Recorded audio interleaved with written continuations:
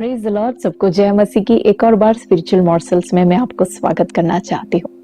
इन दिनों में यहूदियों के बीच एक बहुत ही बड़ा पर्व मनाया जा रहा है और वचन में उसके बारे में लिखा है झोपड़ियों का पर्व, और फेस्टिवल ऑफ सुकोत भी उसको कहते हुए, the festival of tabernacles, the festival of tents, the festival of booths. ये जो पर्व है पिछले शुक्रवार को अक्टूबर 2 तारीख शाम के सूर्यास्त के साथ शुरू हुआ और ये खत्म तब होएगा अक्टूबर 9 तारीख को, माने आने वाले शुक्रवार जब सूर्यास्त होगा। इन 7 दिनों के लिए यहूदी लोग चाहे संसार में जहां कहीं भी हैं वो इस पर्व को मनाते हैं। और इस पर्व के बारे में हम पढ़ते हैं लेवीय व्यवस्था उसके 23वें अध्याय में। जब 23 के 34 से लेके 44 तक जब हम पढ़ेंगे तो वहां परमेश्वर बहुत ही अच्छी रीति से मूसा के द्वारा वहां पे उपदेश देते हैं कि किस प्रकार झोपड़ियों का पर्व मनाया जाना चाहिए। और फिर नहम्याह के पुस्तक में भी हम 8वें अध्याय में 13वें आयत से लेकर 18वें आयत तक हम इसी बात को पढ़ते हैं। यहूदियों के लिए 3 मुख्य ऐसे पर्व है जहां इन्हें यरूशलेम में एकत्रित होना जरूरी था। सबसे पहले जो है उसे पैसाख कहते हैं यानी फसह का पर्व, दूसरा जो है उसे शव्वोत कहते हैं यानी पेंतकुस्त का पर्व, और जो तीसरा है वो ये है सुकोत, जिसे झोपड़ियों का पर्व हम हिंदी में कहते हैं। इस पर्व के द्वारा 4 बातें मैं आज आपके सामने रखना चाहती हूँ। सबसे पहले लेवीय व्यवस्था 23वें अध्याय के 42 और 43वें आयत जब हम पढ़ेंगे तो वहां हम देख पाते हैं कि परमेश्वर इजरायलियों से यूं कहता है कि पीढ़ी पीढ़ी के लोग इस बात को जान ले, माने आपके आने वाले पीढ़ी के, आपके बच्चे, आपके संतान को इस बात का समझ आए कि आपके पूर्वज मिस्र देश से निकलकर कनान की ओर जब आ रहे थे तो परमेश्वर ने उनको झोपड़ियों में टिकाया और झोपड़ियों में परमेश्वर ने उनको संभाला। माने कि हमें हमारे बच्चों को ये बताना जरूरी है और हमें भी इस बात का स्मरण करना जरूरी है कि पिछले दिनों में परमेश्वर ने हमें कैसे संभाला। यहाँ पे 2 बात है, एक आत्मिक अर्थ जहाँ मिस्र के कैद से प्रभु ने हमें छुड़ाया, माने कि शैतान के उस कैद से, पाप के जंजीरों से परमेश्वर ने हमें छुड़ाकर परमेश्वर की उस ज्योति के राज में हमें प्रवेश करवाया। हमारे बच्चों को इस बात को समझाने के लिए हमें समय निकालना चाहिए, उनके साथ बैठना चाहिए और ये सारी बातें उनको बताने के लिए समय निकालना चाहिए।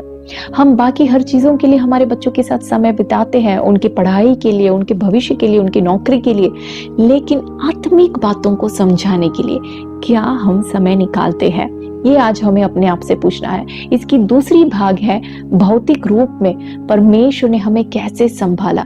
हमें अपने बच्चों को बताना जरूरी है कि बेटा बेटी आज जो संपत्ति तो देख रहा है, आज जो उन्नति तो देख रहा है हमारे जीवनों में, ऐसा नहीं था। जब पापा मम्मी छोटे थे, जब दादा दादी छोटे थे तो हमने बहुत कुछ सहन किया है, लेकिन परमेश्वर ने हमारी स्थिति को बदला है, परमेश्वर हमारे साथ रहा, प्रभु ने हमें आशीष दी। ये सब हमारे बच्चों को समझाना जरूरी है। दूसरी बात, नहम्याह के पुस्तक 8वें अध्याय के 15 और 16 आयत यदि हम पढ़ेंगे तो वहां हम देख पाते हैं कि इस झोपड़ी को बनाने का तरीका, उसकी रीति क्या है। देखिए, जब यहूदी चाहे अपने वो जहां कहीं भी है अपने घर के आंगन में वो झोपड़ी बनाते हैं इन दिनों में और उसी में रहते हैं। वो कई बार टेरेस में भी, छत पे भी बनाते हैं और कई बार यदि वो फ्लैट में रहते हैं तो अपने घर के बालकनी में बनाते हैं। तो झोपड़ी की जो दीवार है वो कई बार कपड़े या ऐसे मटेरियल यूज करते हैं बनाने के लिए, लेकिन उसका जो छत है वो छत के लिए वो क्या करते हैं, वो सिर्फ पत्ते या तो फिर डालियां ऐसी चीजें इस्तेमाल करते हैं। क्यों? क्योंकि जब वो इस झोपड़ी के अंदर अपने बच्चों के साथ रहते हैं और जब वो ऊपर की ओर देखते हैं तो उनको आसमान दिखना चाहिए, उसके बीच में से उनको आसमान दिखता है और अपने बच्चों को समझाते हैं, खुद भी इस बात को स्मरण करते हैं कि परमेश्वर यहोवा ही है जो हमारा शरण स्थान है, वो ही हमें संभालता है। हमारे सामर्थ्य से हम अपने आप को सुरक्षित नहीं रख सकते। हम जो विश्वासी खुद को कहते हैं, मसीह यीशु में विश्वास करने वाले, इस बात को हमें स्मरण करना जरूरी है कि हम अपने सामर्थ्य से हम कुछ नहीं कर सकते। तीसरी बात जो मैं आपके सामने रखना चाहती हूँ वो लेविय व्यवस्था की पुस्तक 23वें अध्याय की 40वें आयत में, वहां हम देखते हैं कि परमेश्वर उनसे कुछ बातें इकट्ठे करने को कहता है और कहता है कि इन 4 चीजों को तुम्हें यहाँ ले आना है।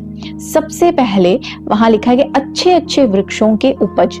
इस चीज के लिए यहूदी क्या करते हैं, वो एक फल का इस्तेमाल करते हैं जिसका नाम है एट्रोग। वो दिखने में हमारे नींबू जैसा दिखता है और वो उसका इस्तेमाल करते हैं। दूसरी बात वहां लिखा है और खजूर के पत्ते। इस चीज को जो है यहूदी लुलाव कहते हैं, खजूर के पत्ते वो इस्तेमाल करते हैं। तीसरी बात वहां लिखा है और घने वृक्षों की डालियां।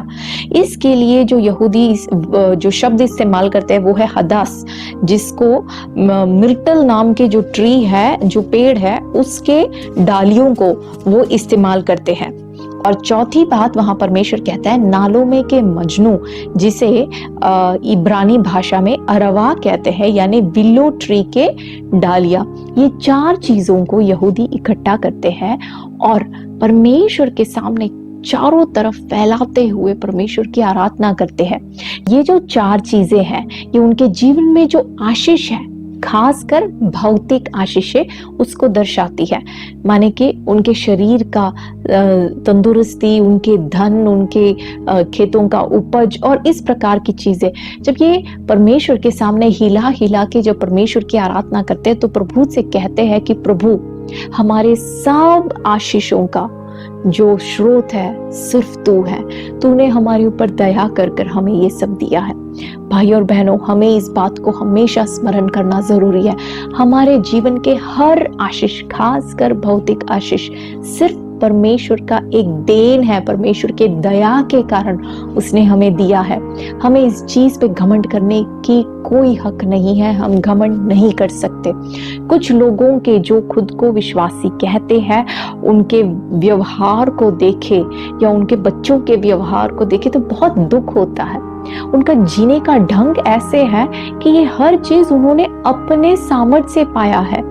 लेकिन हमें हमारे बच्चों को स्मरण दिलाना, हमें अपने आप को स्मरण दिलाना जरूरी है कि हमारे हर आशीष, चाहे वो शरीर के स्वस्थ हो, कई बार जो शरीर में तंदुरुस्त है वो औरों को देखकर, जो बीमार होते हैं उनको देखकर उनको नीचा समझते, तुच्छ समझते हैं। बहुत गलत है। यदि आपका शरीर तंदुरुस्त है तो परमेश्वर का देन है समझकर परमेश्वर की स्तुति और आराधना करें। यदि आपके पास धन है तो जिसके पास धन नहीं है उसको तुच्छ ना समझे, लेकिन परमेश्वर का धन्यवाद करें, क्योंकि परमेश्वर का वो देन है, दया के कारण उसने दिया है। और चौथी बात, लेविय व्यवस्था 23 के 40 में ही लिखा है, अपने परमेश्वर यहोवा के सामने 7 दिन तक आनंद करना। आनंद के साथ परमेश्वर की उपस्थिति में हमें आना है। कई बार क्या होता है, शनिवार होते ही ऐसे लगता है अरे कल तो रविवार है, कल आराधना में जाना पड़ेगा। कई बार बीच के दिनों में जब मीटिंग होता है तो ऐसे लगता है अरे आज नहीं जाए तो पास्टर फोन करेंगे बाद में, चलो चले जाते हैं। आजकल तो हर मीटिंग जूम में है, तो कई बार क्या होता है जूम मीटिंग में बैठने का मन नहीं करता, लेकिन फिर क्यों बैठते हैं? क्योंकि बाद में पास्टर कॉल करेंगे कि क्यों नहीं आए थे। तो इस कारण से हम आराधना में जाते हैं या परमेश्वर की उपस्थिति में। यहाँ लिखा है आनंद के साथ, औरों के साथ परमेश्वर की आराधना करने में आनंद होना चाहिए, आनंद के साथ उसकी आराधना करना चाहिए। मैं चाहती हूँ आने वाले दिनों में इसी प्रकार, जैसे इस पर्व के दौरान हमने देखा, परमेश्वर को हर चीज का स्रोत समझते हुए, हर आदर महिमा परमेश्वर को देते हुए, आनंद के साथ परमेश्वर की आराधना करने में आने वाले दिनों में परमेश्वर हमें सहायता करे और हमारे बच्चों को भी इन बातों को सिखाने में परमेश्वर हमें मदद करे। प्रभु आप सबको आशीष दे। God bless you.